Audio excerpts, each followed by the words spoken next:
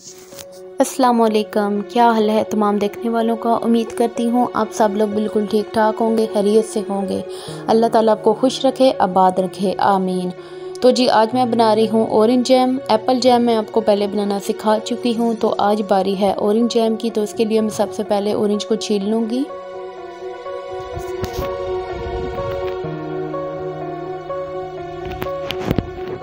तो जी ऑरेंज को मैंने छील लिया है। अभी हमें क्या करना है कि इस ऑरेंज को इधर लगाना है कट और इसके बीज निकालने हैं। बीज निकाल के अलग कर लेंगे क्योंकि बीज की हमें ज़रूरत नहीं है। ये जैम में बिल्कुल भी अच्छे नहीं लगेंगे, तो इसलिए बीज को हम निकाल देंगे। तो ये बड़ी आसानी से निकल जाएंगे, बस आपने कट लगाना है और छुरी की मदद से बीज को निकाल देना है।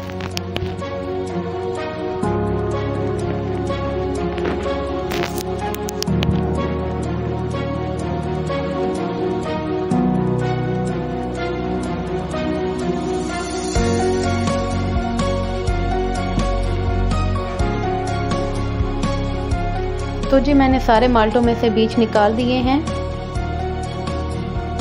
तो अभी मैं क्या करूँगी, अभी इन माल्टों को मैं डालूँगी जार के अंदर और इनको ग्राइंड कर लूँगी। और जी साथ ही साथ ये जो छिलके थे ये हम ज़ाया नहीं करेंगे, बल्कि इनको ऐसे चम्मच की मदद से साफ़ कर लेंगे। इनके अंदर जो वाइट छिलका होता है उसे हम निकाल देंगे और छिलकों को बारीक बारीक काट कर हम जैम के अंदर शामिल करेंगे। इससे बहुत अच्छा टेस्ट आता है। तो ये भी आपका बहुत आसानी से हो जाएगा साफ़।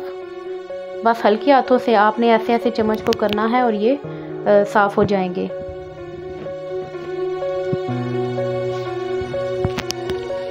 छिलके मैंने साफ़ कर लिए हैं, ये देखिए। तो अब मैं इनको बारीक काट लूँगी।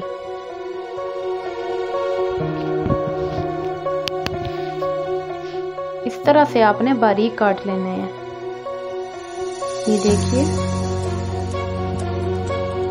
छिलके मैंने काट लिए हैं। तो जी अभी मैंने चूल्हे पे पैन रख लिया है और इसके अंदर मैं ये ग्राइंड किया हुआ मिक्सचर शामिल कर रही हूँ। और साथ ही यहाँ पे मैं इसमें कटे हुए छिलके भी शामिल कर दूंगी। थोड़ा मिक्स कर लें और इसको मैं थोड़ी देर के लिए पका लूँगी।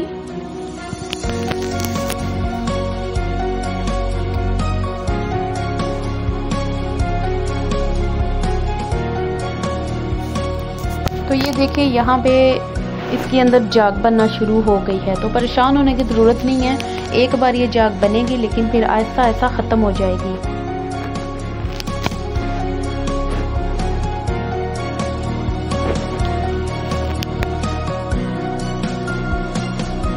बस आपने चम्मच को चलाते रहना है, आपने छोड़ना नहीं है। थोड़ी थोड़ी देर के बाद चम्मच को ज़रूर चलाना है। तो जी यहाँ पे मैं 1 कप चीनी का इस्तेमाल कर रही हूँ। मिक्स कर लें।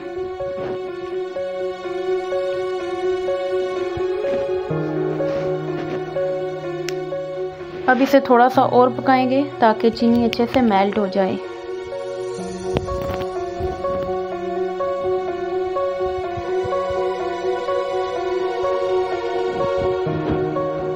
तो अब इस स्टेप पे आप देख सकते हैं कि जैम गाढ़ा होना शुरू हो गया है और जो जाग थी वो भी ख़त्म हो चुकी है। लेकिन अभी भी ये मुकम्मल तैयार नहीं हुआ, अभी ये थोड़ा पतला है, तो इसे और गाढ़ा करेंगे।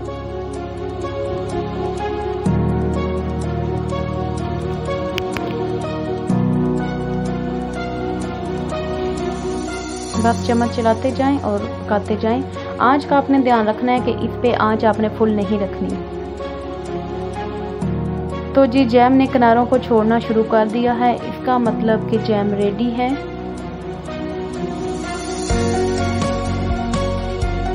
तो ये लीजिए जी, घर का साफ सुथरा बना थोड़े से टाइम में मज़ेदार जैम तैयार हो गया है। आप लोग भी ज़रूर बनाइएगा, ज़रूर ट्राई कीजिएगा और मुझे बताइएगा।